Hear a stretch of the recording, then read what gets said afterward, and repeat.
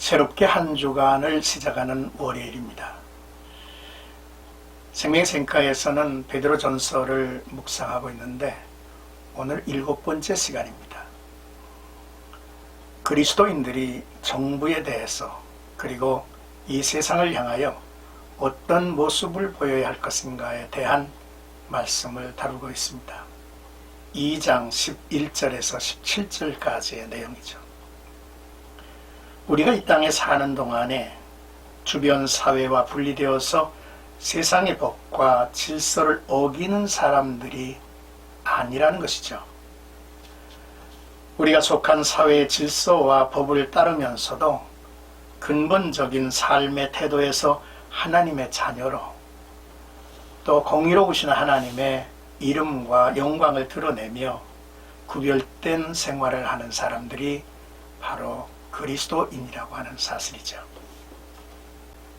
먼저 11절에서 12절까지는 고류민과 나그네라고 하는 내용이죠. 사랑하는 자들아, 고류민과 나그네 같은 너희를 권하노니 영혼을 거슬러 싸우는 육체의 정욕을 제어하라. 너희가 이방인 중에서 행실을 선하게 가져 너희를 악행한다고 비방하는 자들로 하여금 너희 선한 일을 보고 오시는 날에 하나님께 영광을 돌리게 하려 함이라 했습니다. 그리스도인의 신분은 이 세상에서 고류민과 나그네와 같은 존재입니다. 고류민은 고향이 아닌 곳에 사는 사람을 가리키죠. 나그네는 고류민과 조금 차이가 있지만 본국이 아닌 외국에 잠시 머무는 방문객을 가리킵니다. 우리는 이 세상에 영원히 머물러 있을 존재가 아니죠. 우리가 예수 그리스도 안에서 구속, 곧 죄사함을 받았습니다. 그리고 그리스도 안에서 새로운 피조물로 거듭나서 하나님의 자녀가 된 것이죠. 그래서 우리는 하늘나라의 시민권을 소유한 자들이라고 하지 않았습니까?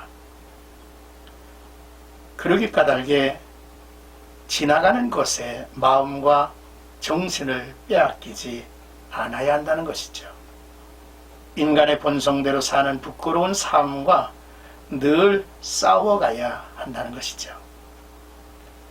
때로는 그리스도인으로서 살면서 이방인들에 의해서 악을 행한다는 비방을 받기도 합니다. 그리스도인이라도 악을 행하는 이들이 있을 것이기 때문이죠. 베드로는 엄히 그럴 수 없다고 잘라 말합니다. 오히려 우리는 세상에서 선으로 악을 이기며 모범된 삶을 살아야 하죠. 그것이 하나님께 영광을 돌리는 삶이기도 합니다. 어떻든 우리는 우리 자신이 변화된 존재로 하나님 앞에 서 있지만 우리가 머물고 있는 이 세상은 그대로입니다. 그러므로 나그네는 내가 여행지에 있는 모든 것에 집착하거나 또한 그 유혹에 넘어가서는 안 된다는 거죠. 이것이 그리스도인의 삶에 매우 중요한 과제일 것입니다. 이제 13절에서 16절까지는 주를 위하여 순종하되라고 하는 내용입니다. 인간의 모든 제도를 주를 위하여 순종하되 혹은 위에 있는 왕이나 혹은 그가 악행하는 자를 징벌하고 선행하는 자를 포상하기 위하여 보낸 총독에게 하라. 그 선행으로 어리석은 사람들의 무식한 말을 막으시는 것이라. 너희는 자유가 있으나 그 자유로 악을 가리는 데 쓰지 말고 오직 하나님의 종과 같이 하라고 했습니다. 대개 정부는 악행하는 자를 징벌하고 선행하는 자를 포상하는 제도를 두고 있죠. 시민들의 평화와 안전을 유지하는 역할을 합니다. 그러나 만약 정부 권력이 하나님의 분명한 뜻과 반대되는 행동을 하라고 요구하거나 불의한 일에 동참하라고 할 때는 담대히 아니다 라고 말할 수 있는 이들이 그리스도인들이죠. 그러므로 하나님의 법과 양심을 거스리는 명령 외에는 인간의 제도에 복종하는 선량한 시민이 되어야 할 것입니다. 그리스도인들은 불신자들이 비난할 것이 없을 만큼 공공의 질서와 법을 잘 지켜야 하죠. 우리가 그리스도 안에서 자유를 얻은 사람들이지만은 자유롭게 세상의 법을 어기고 죄를 지을 수 있다는 의미는 결코 아닐 것입니다. 이제 끝으로 17절 말씀은 우리가 이 세상을 살아가는데 4가지 명령을 지키라고 명합니다. 무사람을 공경하며 형제를 사랑하며 하나님을 두려워하며 왕을 존대하라 했습니다. 그리스도인들이 가져야 할 삶의 자세가 아닐 수 없죠. 무사람을 공경하라는 말은 일상에서 만나는 모든 사람들을 존중히 여기는 자세를 말합니다. 그리스도인들은 인간애를 지닌 자들이죠. 하나님이 사람을 자기 형상대로 지으시고 얼마나 좋아하셨으며 또 그들을 끝까지 사랑하신다는 사실을 알기 때문입니다. 둘째로 형제를 사랑하라 그 말씀을 하죠. 우리는 모든 사람을 사랑해야 하지만 특별히 가족 공동체, 영적 공동체, 형제 자매를 귀히 여기며 사랑하라는 뜻이죠. 바울은 갈라디아 교회에게 그러므로 우리는 기회 있는 대로 모든 이들에게 착한 일을 하되 더욱 믿음의 가정들에게 할지니라라고 했습니다. 셋째로 하나님을 두려워하라는 말씀인데요.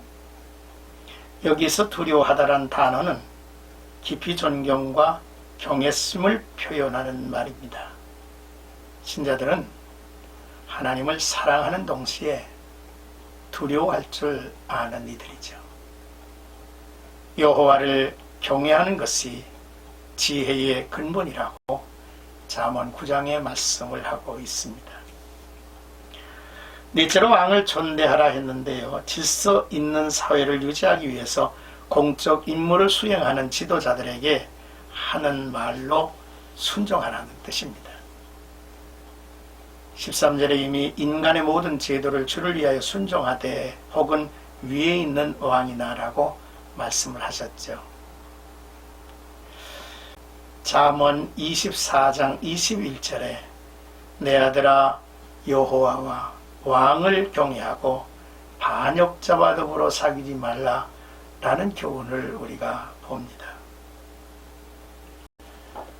사랑하는 생각가족 여러분, 세상은 우리의 행실을 유심히 지켜보고 있습니다.